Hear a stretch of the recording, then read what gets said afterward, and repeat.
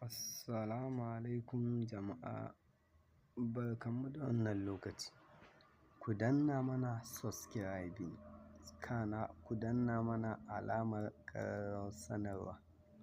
Ta haka ne kaɗai za ku iya samun zafafan labaranmu da zarar mun ɗora. Labarai da ɗumi-ɗuminsu daga ƙasar jamhuriyar Nijar. Wato shugaban ƙasar Nijar ya yi tsokaci dangane da ganin yanayin da irin wahalhalun da talakawan ƙasar Nijeriya suke sha. Abubuwan da ake siya a jaka ɗaya har ta kai mu rayuwar da yanzu sai dai ka sa wajen 1,500 ka siyi abun. Da kuma ganin yanayin 'yan Najeriya tsallakawa bodar da suke yi daga ƙasar tamu ta Nijeriya zuwa Nijar.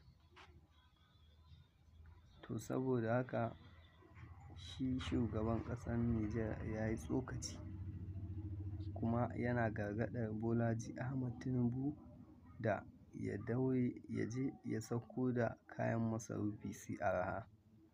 To mai sauraro, kafin na sa ma cikakken rahoton, ka daure da ka danna mana subscribing, kana ka danna mana alamar ƙararrawar sanarwa.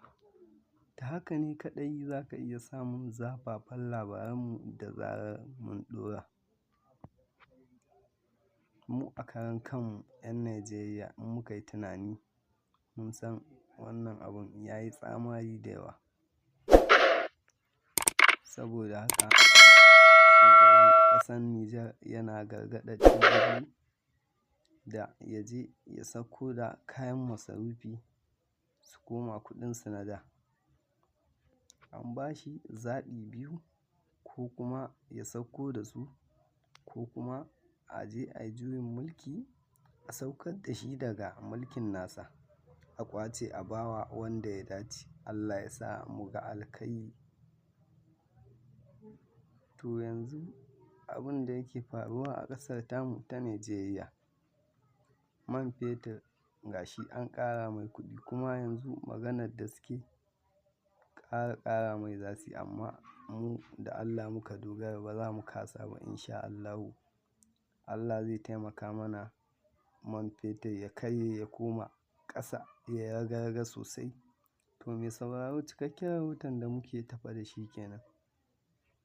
Mun gode da kasancewa da mu a wannan tasha tamu Arewa Hausa TV.